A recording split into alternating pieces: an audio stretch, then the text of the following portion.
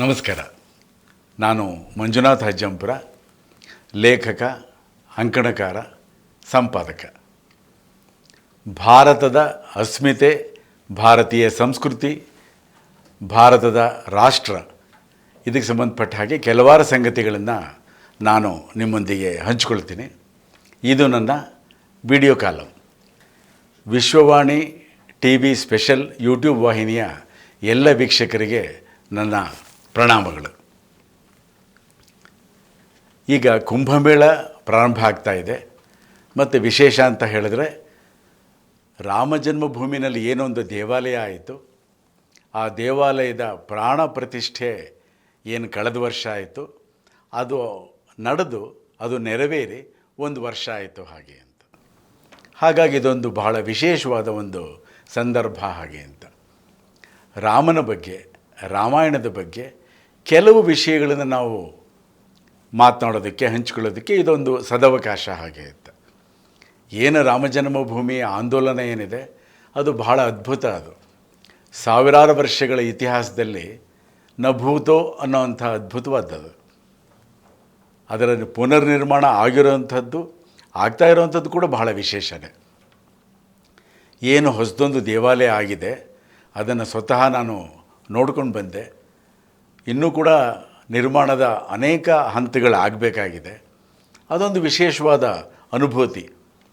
ಪ್ರತಿಯೊಬ್ಬ ಭಾರತೀಯನೂ ಕೂಡ ನೋಡಬೇಕಾದಂಥ ಸ್ಥಳ, ನೋಡಬೇಕಾದಂತಹ ದೇವಾಲಯ ಅದು. ಆ ಬಾಲರಾಮನ ಆ ಪ್ರತಿಮೆ ಕೂಡ ಬಹಳ ವಿಶೇಷವಾದದ್ದು. ರಾಮ ಆಗಲಿ, ರಾಮಾಯಣ ಆಗಲಿ, ನಮ್ಮಲ್ಲಿ ತಪ್ಪು ಕಲ್ಪನೆಗಳು ಮತ್ತು ಅಪಪ್ರಚಾರ ಜಾಸ್ತಿ. ವಿಚಿತ್ರ ಅದು.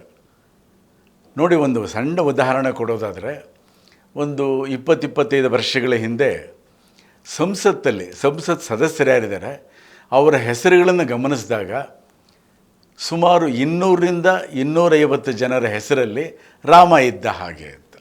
ಅಂದರೆ ನಮ್ಮ ಭಾರತದ ಒಂದು ಪರಂಪರೆಯಲ್ಲಿ ರಾಮ ಹೇಗೆ ಅವಿಭಾಜ್ಯ ಅಂಗ ಆಗಿದ್ದಾನೆ ಹಾಗೆ ಅಂತ. ಇದು ಬಹಳ ಸಣ್ಣ ವಿಷಯ ಅಲ್ಲ. ಇದು ರಾಮ ಮರ್ಯಾದಾ ಪುರುಷೋತ್ತಮ. ರಾಮ ಅದ್ಭುತವಾದ ಒಂದು ವ್ಯಕ್ತಿತ್ವಕ್ಕೆ ಉದಾಹರಣೆ. ಆದರೆ ನಮ್ಮ ವಿಶೇಷವಾಗಿ ಶಾಲಾ ಕಾಲೇಜುಗಳಲ್ಲಿ ಏನೊಂದು ಪಠ್ಯಪುಸ್ತಕಗಳಿವೆ ಅದರಲ್ಲಿ ವಿಷಯನೇ ಜಾಸ್ತಿ ಇದೆ. ರಾಮನ ಬಗ್ಗೆ, ಕೃಷ್ಣನ ಬಗ್ಗೆ ಕೆಟ್ಟ ಮಾತುಗಳೇ ಜಾಸ್ತಿ ಇದೆ. ಇದು ನಮ್ಮ ದುರದೃಷ್ಟ ಅದು. ಆದರೆ ನಾವು ಮುಖ್ಯವಾಗಿ ಗಮನಿಸಬೇಕಾದ್ದು ರಾಮನ ವ್ಯಕ್ತಿತ್ವ ಹೇಗಿತ್ತು. ಇಡೀ ದೇಶದಲ್ಲಿ ರಾಮನ ದೇವಾಲಯಗಳಿವೆ. ಇಲ್ಲಿ ರಾಮ ಬಂದಿದ್ದ ಹಾಗೇನಂಥದ್ದಿದೆ, ರಾಮೇಶ್ವರ ಇದೆ, ರಾಮ ಜನ್ಮಭೂಮಿ ಇದೆ, ನಾಸಿಕ್ ಇದೆ, ಈ ಥರ ಬೇಕಾದಷ್ಟಿದೆ. ಆದರೆ ನಮ್ಮ ಶಾಲಾ ಕಾಲೇಜುಗಳಲ್ಲಿ ನಕಾರಾತ್ಮಕವಾದ ಅಂಶಗಳನ್ನೇ ಹೆಚ್ಚು ಹೇಳೋದುಂಟು.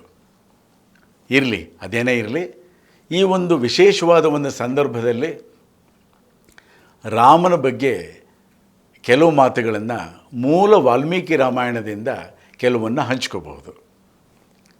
ವಾಲ್ಮೀಕಿ ರಾಮಾಯಣ ಯಾಕೆ ಅಂತ ಹೇಳಿದ್ರೆ, ಸುಮಾರು 14,000 ವರ್ಷಗಳ ಹಿಂದೆ ಈ ರಾಮಾಯಣ ನಡೀತು ಹಾಗೆ ಅಂತ ವಿಜ್ಞಾನಿಗಳು ಅಂದಾಜು ಮಾಡಿದ್ದಾರೆ ಇತ್ತೀಚೆಗೆ. ಮತ್ತು ವಾಲ್ಮೀಕಿ ಮಹರ್ಷಿಗಳ ಒಂದು ರಾಮಾಯಣ ಏನಿದೆ, ಬರೀ ಅದು ಕಾವ್ಯ ಮಾತ್ರ ಅಲ್ಲ, ಅಧ್ಯಾತ್ಮ ಇದೆ, ನೀತಿ ಇದೆ, ರಾಜಕಾರಣ ಇದೆ, ಮತ್ತು ಕಥೆ ಇದೆ, ಪುರಾಣ ಇದೆ, ಖಗೋಳಶಾಸ್ತ್ರ ಇದೆ. ಅಷ್ಟು ಅದ್ಭುತವಾದದ್ದು. ಒಂದು ಆಯಾಮದಲ್ಲಿ ರಾಮಾಯಣ ಇಲ್ಲ, ಅನೇಕ ಆಯಾಮಗಳಿದೆ. ಮತ್ತು ಬೇರೆ ಬೇರೆ ರಾಮಾಯಣಗಳಲ್ಲಿ ಏನೇ ಇದ್ದರೂ ಕೂಡ ಮೂಲ ವಾಲ್ಮೀಕಿ ರಾಮಾಯಣ ನಮಗೆ ಆಧಾರ. ಅದರ ವಿಶೇಷಗಳನ್ನು ನಾವು ಗಮನಿಸ್ಬೋದು. ನೋಡಿ, ರಾಮ ಅಂತ ಹೇಳಿದ್ರೆ ಪಿತೃವಾಕ್ಯ ಪರಿಪಾಲಕ, ಏಕಪತ್ನಿ ವ್ರತಸ್ಥ, ಈ ಥರ ಎಲ್ಲೋ ಒಂದು ಕಡೆ ನಾವು ಮಿತಿಗಳನ್ನು ಹಾಕ್ಕೊಳ್ತೀವಿ ಅಂತ ಅನಿಸುತ್ತೆ. ಅದಕ್ಕಿಂತ ಅತ್ಯಂತ ಹೆಚ್ಚಿನ ಅನೇಕ ಮೌಲ್ಯಗಳಿಗೆ ಅವನು ಪ್ರತಿನಿಧಿ ಆಗ್ತಾನೆ. ನಿಮಗೆಲ್ಲ ಗೊತ್ತೇ ಇದೆ ರಾಮನಿಗೆ ಯಾವ ರೀತಿ ವನವಾಸ ಪ್ರಾಪ್ತಿ ಆಯಿತು ಹಾಗೆ ಅಂತ. ವಾಲ್ಮೀಕಿಗಳ ರಾಮಾಯಣದಲ್ಲಿ ಅದ್ಭುತವಾಗಿ ಚಿತ್ರಣ ಆಗಿದೆ. ಯಾವ ರೀತಿ ಅವನು ವನವಾಸಕ್ಕೆ ಹೋಗ್ತಾನೆ, ಯಾವ ಮೌಲ್ಯಗಳು ರಾಮನಲ್ಲಿತ್ತು, ಯಾಕೆ ಅವನು ವಿಶೇಷ ವ್ಯಕ್ತಿ ಆದ, ಯಾಕೆ ಅವನು ಮರ್ಯಾದಾ ಪುರುಷೋತ್ತಮ ಆದ ಹಾಗೆ ಅಂತ. ಗುಹನ ಹತ್ರ ಹೋಗ್ತಾನೆ. ಇದೆಲ್ಲ ನಾವು ಗಮನಿಸಿರ್ತೀವಿ. ಗುಹ ಕೂಡ ವನವಾಸಿಗಳ ರಾಜ. ಅವನು ರಾಜೋಚಿತವಾದ ಆತಿಥ್ಯವನ್ನು ಏರ್ಪಾಡು ಮಾಡ್ತಾನೆ. ರಾಮ ಹೇಳ್ತಾನೆ, ಬೇಡ, ನಾನೀಗ ವನವಾಸದಲ್ಲಿದ್ದೀನಿ, ಹಾಗಾಗಿ ಸಾಮಾನ್ಯರಿಗೆ ಏನಿದೆಯೋ ಅಷ್ಟು ಮಾತ್ರ ಸಾಕು ಹಾಗೆ ಅಂತ. ಮತ್ತು ಅವನು ಒಂದು ರಥದಲ್ಲಿ ಬಂದಿರ್ತಾನೆ. ಇದು ನನ್ನ ತಂದೆಯ ರಥ, ರಾಜನ ರಥ, ಆ ಕುದುರೆಗೆ ಮೇವು ಮತ್ತು ಅದಕ್ಕೆ ಆಹಾರವನ್ನು ಕೊಡಬೇಕು ಹಾಗೆ ಅಂತ. ಇದನ್ನು ಕೂಡ ಮರೆಯೋದಿಲ್ಲ. ಯಾವುದನ್ನು ನಾವು ಜೀವಪರವಾದ ಜೀವದೇಯ ಇರುವಂಥದ್ದು ಅಂತ ಹೇಳ್ತೀವೋ ಅದು ರಾಮಾಯಣದಲ್ಲಿ ಬಹಳ ಅದ್ಭುತವಾಗಿ ಇರಿದೆ. ಅದು ಮೊದಲು ಕೂಡ ಅಷ್ಟೇ, ವನವಾಸಕ್ಕಿಂತ ಮೊದಲು ರಾಮ ಲಕ್ಷ್ಮಣರಿಬ್ಬರು ಕೂಡ ಮಹರ್ಷಿ ವಿಶ್ವಾಮಿತ್ರರ ಜೊತೆಯಲ್ಲಿ ಹೋಗ್ತಾರೆ. ಅಲ್ಲಿ ತಾಟಕಿ ಬರ್ತಾಳೆ. ವಾಲ್ಮೀಕಿ ವಿಶ್ವಾಮಿತ್ರ ಮಹರ್ಷಿಗಳು ಹೇಳ್ತಾರೆ, ಈ ತಾಟಕಿಯನ್ನು ಸಂಹಾರ ಮಾಡೋ ಹಾಗೆ ಅಂತ. ರಾಮ ಯೋಚನೆ ಮಾಡ್ತಾನೆ. ಅವ್ರು ಹೇಳಿದ ಮಾತ್ರಕ್ಕೆ ಅಂತಲ್ಲ, ಸ್ವಂತ ವಿವೇಚನಾಧಿಕಾರವನ್ನು ಕೂಡ ಅವನು ಪಾಲಿಸ್ತಾನೆ. ಅವನು ಹೆಣ್ಣುಮಕ್ಕಳನ್ನು ಕೊಲ್ಲಬಾರದು ಹಾಗೆ ಅಂತ ಇರುತ್ತೆ. ಆಮೇಲೆ ಈ ಥರದ್ದೆಲ್ಲದನ್ನು ಕೂಡ ಅವನು ಗಮನಿಸ್ತಾ ಇರ್ತಾನೆ. ವಿಶ್ವಾಮಿತ್ರ ಮಹರ್ಷಿಗಳು ಹೇಳ್ತಾರೆ, ಇಲ್ಲ ರಾಮ, ನೀನು ಸುಮ್ಮನೆ ಯುದ್ಧ ಮಾಡಬೇಡ. ಸಂಜೆ ಆದಮೇಲೆ ರಾತ್ರಿ ಹೊತ್ತಲ್ಲಿ ರಾಕ್ಷಸರಿಗೆ ವಿಶೇಷವಾದ ಶಕ್ತಿಗಳು ಬರುತ್ತೆ, ಅವಳ ಸಂಹಾರ ಮಾಡುವಂಥ. ಅದನ್ನೆಲ್ಲ ಹೇಳಿದಾಗ ಅವನು ತಾಟಕಿಯ ಸಂಹಾರ ಮಾಡ್ತಾನೆ. ಈ ಥರ ಸಣ್ಣ ಸಣ್ಣ ವಿವರಗಳನ್ನು ಕೂಡ ವಾಲ್ಮೀಕಿ ಮಹರ್ಷಿಗಳು ಭಾಳ ಅದ್ಭುತವಾಗಿ ಕೊಡ್ತಾರೆ. ಹಾಗೆಯೇ ಎಷ್ಟು ಮಾನವೀಯವಾದ ಅಂಶಗಳಿದೆ ವಾಲ್ಮೀಕಿ ರಾಮಾಯಣದಲ್ಲಿ ಹಾಗೆ ಅಂತ ಹೇಳಿದ್ರೆ, ಅವನು ಆ ವನವಾಸಕ್ಕೆ ಹೊರಡೋ ಚಿತ್ರಣ ಕೂಡ ಬಹಳ ಭಾವುಕರನ್ನಾಗಿ ಮಾಡುತ್ತೆ. ಅವನು ಕೂಡ ಮನುಷ್ಯನೇ, ಮನುಷ್ಯ ರೀತಿಯ ಭಾವನೆಗಳು ಕೂಡ ಅವನಿಗೂ ಬರುತ್ತೆ. ಮರುದಿನ ಈ ರಾಜ್ಯಾಭಿಷೇಕದ ಒಂದು ಬಹಳ ದೊಡ್ಡ ಒಂದು ವ್ಯವಸ್ಥೆ ಆಗ್ತಾ ಇರುತ್ತೆ. ಅದನ್ನೆಲ್ಲ ಗಮನಿಸ್ತಾನೆ.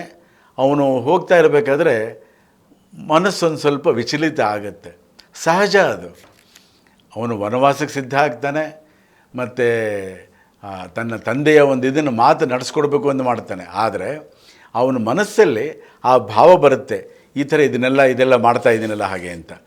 ಈ ಥರದ್ದು ತುಂಬ ಸಂಗತಿಗಳನ್ನು ನಾವು ಗಮನಿಸ್ಬೋದು. ಇನ್ನೊಂದನ್ನು ಹೇಳ್ಬೋದಾಗೇ, ಯಾವ ರೀತಿ ಇದೆ ಹಾಗೆ ಅಂತ.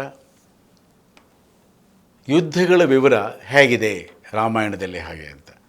ಇದು ಕೇವಲ ಕಲ್ಪನೆ. ಈ ರಾಮಾಯಣದ ರಚನೆ ಆಗಿದ್ದೇ ಸುಮಾರು 500 ವರ್ಷಗಳ ಹಿಂದೆ. ಈ ರೀತಿ ಎಲ್ಲ ಹೇಳೋದುಂಟು. ಆ ರೀತಿ ಅಲ್ಲ ಅದು. ರಾಮಾಯಣ ಬಹಳ ಅದ್ಭುತವಾದ್ದು. ಆ ಕೃತಿಗೆ ಕೂಡ ಅನೇಕ ಸಾವಿರ ವರ್ಷಗಳ ಇತಿಹಾಸ ಇದೆ. ಯುದ್ಧಗಳ ಬಗ್ಗೆ ನಮಗೆ ಸಾಮಾನ್ಯ ಜನರಿಗೆ ಹೆಚ್ಚು ಕಲ್ಪನೆ ಇರೋದಿಲ್ಲ. ಎಷ್ಟು ಚೆನ್ನ ಅಂತ ಹೇಳಿದ್ರೆ, ಆ ವಾನರ ಸೈನ್ಯ ಸಿದ್ಧ ಆಗಿರುತ್ತೆ. ರಾಮ ನೇರವಾಗಿ ಸೈನಿಕರಿಗೆ, ಸೇನಾಪತಿಗಳಿಗೆ ಏನೂ ಹೇಳೋದಿಲ್ಲ. ಅವನು ಸುಗ್ರೀವಂಗೆ ಹೇಳ್ತಾನೆ. ಸುಗ್ರೀವ ರಾಜ, ಅವನು ಸೇನಾಪತಿಗಳಿಗೆ ಹೇಳಬೇಕು, ಸೇನಾಪತಿಗಳು ಸೈನಿಕರಿಗೆ ಹೇಳಬೇಕು ಅಂತ. ಇವತ್ತು ಯಾವುದನ್ನು ನಾವು ಶಿಷ್ಟಾಚಾರ ಅಂತೀವೋ, ಪ್ರೋಟೋಕಾಲ್ ಅಂತೀವೋ, ಅದನ್ನು ಪಾಲಿಸ್ತಾನೆ. ಮುಂದೆ ಕೂಡ ಹಾಗೆಯೇ ವಿಭೀಷಣನ ಒಂದು ಪಟ್ಟಾಭಿಷೇಕ ರಾಮನೇ ಮಾಡ್ತಾನೆ. ಲಂಕೆ ಒಳಗಡೆ ಹೋಗಲ್ಲ ಅವನು, ಯಾಕೆಂದರೆ ವನವಾಸದ ಅವಧಿ ಇರೋದ್ರಿಂದ ನಗರ ಪ್ರವೇಶ ಮಾಡಬಾರದು ಹಾಗೆ ಅಂತ. ಆದರೆ ಸೀತೆಯನ್ನು ಕರೆತರಬೇಕು ಹಾಗೆ ಅಂತ ಹೇಳಿದಾಗ ಅವನು ಹನುಮಂತಂಗೆ ಹೇಳ್ತಾನೆ, ರಾಜ ವಿಭೀಷಣ ಅವನ ಅನುಮತಿ ಪಡೆದು ಹೋಗಬೇಕು ಹಾಗೆ ಅಂತ. ಈ ಥರದ ಅನೇಕ ಸಂಗತಿಗಳನ್ನು ಅದ್ಭುತವಾದನ್ನು ಗಮನಿಸ್ಬೋದು. ಹಾಗೆಯೇ ಯುದ್ಧಗಳು ನೋಡಿ, ಯುದ್ಧಗಳು ಯಾವ ರೀತಿ ನಡೆಯುತ್ತೆ, ಯಾವ ರೀತಿ ನಡೀತಾ ಇದ್ವು, ಯಾವ ರೀತಿ ಚಿತ್ರಣ ಇದೆ, ಇದನ್ನು ಕೂಡ ನಾವು ಇದರಲ್ಲಿ ಒಂದು ರೀತಿ ಅಧ್ಯಯನ ಮಾಡ್ಬೋದು. ರಾಮ ಹೇಳ್ತಾನೆ, ಸಣ್ಣ ಸಣ್ಣ ತಂಡಗಳಲ್ಲಿ ಹೋಗಬೇಕು, ಮತ್ತು ನಗರಗಳಿಂದ ಗ್ರಾಮಗಳಿಂದ ಶಿಬಿರ, ಸೈನಿಕರ ಶಿಬಿರ ಏನಿದೆ ಯುದ್ಧಕ್ಕೆ ಹೊರಡೋ ಅಂಥವ್ರು, ಅದರಿಂದ ದೂರ ಇರಬೇಕು, ಅಂದರೆ ಯಾರಿಗೂ ತೊಂದರೆ ಆಗಬಾರ್ದು ಹಾಗೆ ಅಂತ. ದಾರಿನಲ್ಲಿ ಅನೇಕ ಕೆರೆಗಳು ಅವೆಲ್ಲ ಸಿಗುತ್ತೆ. ಆ ಕೆರೆಗಳ ನೀರಿಗೆ ಶತ್ರುಗಳೇನಾದರೂ ಕೂಡ ವಿಷ ಹಾಕಿದಾರ, ಅದನ್ನು ನೋಡಬೇಕು, ಗಮನಿಸಬೇಕು, ಅದನ್ನು ಪರಿಶೀಲಿಸಬೇಕು ಹಾಗೆ ಅಂತ. ಈ ರೀತಿ ಅನೇಕ ಸಂಗತಿಗಳು ಎಲ್ಲಿ ಆ ಸೈನ್ಯದ ಇದಿರುತ್ತೋ ಮುಂದೆ ಹೋಗುವ ಹಾದಿ ಇದೆಯಲ್ಲ ಅದನ್ನು ಕೂಡ ಮೊದಲೇ ಅದನ್ನು ಪೂರ್ತಿ ಪರಿಶೀಲನೆ ಮಾಡಬೇಕು ಹಾಗೆ ಅಂತ. ಈ ಥರದ ಅನೇಕ ಸಂಗತಿಗಳನ್ನು ನಾವು ಗಮನಿಸಬಹುದು. ರಾಮ ಬಹಳ ಅದ್ಭುತವಾಗಿ ನಮಗೆ ಕಾಣಿಸುವಂಥದ್ದು ವಾಲ್ಮೀಕಿ ಮಹರ್ಷಿಗಳ ಒಂದು ಕಾವ್ಯದಲ್ಲಿ. ಅನೇಕ ಜನ ಹೇಳುವಂಥದ್ದು ಉಂಟು, ರಾಮನ ವಿಶೇಷವಾದ ವ್ಯಕ್ತಿತ್ವ, ಅದ್ಭುತವಾದ ವ್ಯಕ್ತಿತ್ವವನ್ನು ಬಿಟ್ಟು ಮರೆಯಿಂದ ವಾಲಿಯನ್ನು ಸಂಹಾರ ಮಾಡಿದ ಹಾಗೆ ಅಂತ. ಇದನ್ನು ಕೂಡ ಆ ಒಂದೇನದರ ಒಂದು ತಾಂತ್ರಿಕವಾದ ಅಂಶ ಇದೆ, ಅದನ್ನು ನಾವು ಗಮನಿಸಬೇಕಾಗತ್ತೆ. ಏನು, ವಾಲಿಗೆ ಒಂದು ವರ ಇರುತ್ತೆ, ಯಾರ ಜೊತೆಯಲ್ಲೇ ಯುದ್ಧ ಮಾಡಿದ್ರೂ ಕೂಡ ಆ ಎದುರಾಳಿಯ ಅರ್ಧ ಶಕ್ತಿ ಬರುತ್ತೆ ಹಾಗೆ ಅಂತ. ಹಾಗಾಗಿ ಅವನು ಯಾರ ಜೊತೆಯಲ್ಲಿ ಯುದ್ಧ ಮಾಡಿದ್ರೂ ಕೂಡ ಅವರ ಅರ್ಧ ಶಕ್ತಿ ಬರೋದರಿಂದ ಇವನಿಗೆ ವಾಲಿನ ಯಾರೂ ಸಂಹಾರ ಮಾಡೋದಕ್ಕೆ ಸಾಧ್ಯನೇ ಇರೋದಿಲ್ಲ. ಹಾಗಾಗಿ ಅವನು ವಾಲಿ ಸುಗ್ರೀವ ಇಬ್ಬರು ಕೂಡ ಯುದ್ಧ ಮಾಡಬೇಕಾದ್ರೆ, ಪರಸ್ಪರ ಯುದ್ಧ ಮಾಡಬೇಕಾದ್ರೆ ಇಬ್ಬರು ಒಂದೇ ಥರ ಇರ್ತಾರೆ, ಅಣ್ಣ ತಮ್ಮ ಇಬ್ಬರು ಕೂಡ. ಗೊಂದಲ ಆಗೋದು ಕೂಡ ಉಂಟು. ಇದು ಕೂಡ ಯಾವ ರೀತಿ ಮಾನವೀಯವಾಗಿದೆ ನೋಡಿ. ರಾಮನ ಚಿತ್ರಣ ಮತ್ತು ಆ ಒಂದು ಚಾರಿತ್ರ್ಯ ಅಂತೇನಿದೆ, ಕ್ಯಾರೆಕ್ಟರ್ ಅಂತೇನಿದೆ, ಅದರದ್ದು ಬಹಳ ಅದ್ಭುತವಾಗಿದೆ. ಅವನು ಮರೆಯಿಂದ ಅನಿವಾರ್ಯವಾಗಿ ಕೊಲ್ಲಬೇಕಾಗಿತ್ತು ಹಾಗೆ ಅಂತ. ಇಲ್ಲ ಅಂತ ಹೇಳಿದ್ರೆ ಅವನು ನೇರವಾಗಿ ಯುದ್ಧ ಮಾಡಿದ್ರೆ ಅವನ ಶಕ್ತಿನಲ್ಲಿ ಕೂಡ ಅರ್ಧ ವಾಲಿಗೆ ಹೋಗುತ್ತೆ ಹಾಗೆ ಅಂತ. ಈ ಥರದ ಅನೇಕ ಅಂಶಗಳನ್ನು ನಾವು ಗಮನಿಸಿದಾಗ ಗೊತ್ತಾಗುತ್ತೆ ರಾಮಾಯಣ ಎಂತಹ ಅದ್ಭುತವಾದ ಕಾವ್ಯ ಹಾಗೆ ಅಂತ, ರಾಮ ಎಂಥ ಅದ್ಭುತವಾದ ವ್ಯಕ್ತಿ ಹಾಗೆ ಅಂತ.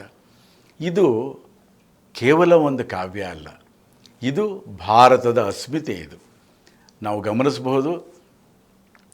ಭಾರತೀಯ ಸಂಸ್ಕೃತಿ ಯಾವ್ಯಾವ ದೇಶಗಳಿಗೆ ಹೋಗಿದೆ ಅಲ್ಲಿ ಕೂಡ ರಾಮನ ಒಂದು ಚಿತ್ರ ಇದೆ, ರಾಮನ ಒಂದು ಚಿತ್ರಣ ಇದೆ, ರಾಮನ ಒಂದು ಪ್ರಭಾವ ಇದೆ. ಕೆಲವು ದೇಶಗಳಲ್ಲಿ ರಾಜರ ಹೆಸರೇ ರಾಮನಿಂದ ಪ್ರಾರಂಭ ಆಗುತ್ತೆ ಹಾಗೆ ಅಂತ. ಜಾವಾ ಆಗ್ಬೋದು, ಸುಮಾತ್ರ ಆಗ್ಬೋದು, ಇಂಡೋನೇಷ್ಯಾ ಆಗ್ಬೋದು, ಈ ಥರ ಅನೇಕ ದೇಶಗಳಿದೆ. ಕಾಂಬೋಡಿಯಾ, ವಿಯೆಟ್ನಾಂ ಆಗ್ಬೋದು, ಜಪಾನ್ವರೆಗೆ ಬೇರೆ ಬೇರೆ ರೂಪಗಳಲ್ಲಿ ನಮ್ಮ ಭಾರತದ ಒಂದು ಸಂಸ್ಕೃತಿ ನೋಡ್ಬೋದು ಮತ್ತು ಭಾರತೀಯ ದೇವರುಗಳ ಚಿತ್ರಣವನ್ನು ಕೂಡ ನೋಡ್ಬೋದು ನಾವು. ಕೆಲವೊಬ್ಬರ ಹೆಸರುಗಳ ಬದಲಾವಣೆ ಆಗಿರಬಹುದು. ಈ ಎಲ್ಲದೂ ಕೂಡ ಬಹಳ ಅದ್ಭುತವಾದ್ದು. ವಿಶೇಷವಾಗಿ ಏನೊಂದು ರಾಮಜನ್ಮಭೂಮಿ ದೇವಾಲಯದ ಪ್ರಾಣ ಪ್ರತಿಷ್ಠೆ ಏನಾಯಿತು, ಅದರ ಒಂದು ವರ್ಷ ಆಗಿರೋ ಒಂದು ಈ ವಿಶೇಷವಾದ ಸಂದರ್ಭದಲ್ಲಿ ರಾಮನನ್ನು, ರಾಮಾಯಣವನ್ನು ನೆನಪು ಮಾಡ್ಕೊಂಡಿದ್ದೀವಿ. ನೆನಪು ಮಾಡ್ಕೊಳ್ಳೋಣ. ಎಲ್ಲ ವೀಕ್ಷಕ ಬಂಧುಗಳೇ, ವಿಶ್ವವಾಣಿ TV ಸ್ಪೆಷಲ್ ಯೂಟ್ಯೂಬ್ ವಾಹಿನಿಗೆ ನೀವೆಲ್ಲ ಚಂದಾದಾರರಾಗಿ ಸಬ್ಸ್ಕ್ರೈಬ್ ಮಾಡಿ ಕಾರ್ಯಕ್ರಮಗಳಿಂದ ನೋಡಿ. ಧನ್ಯವಾದಗಳು.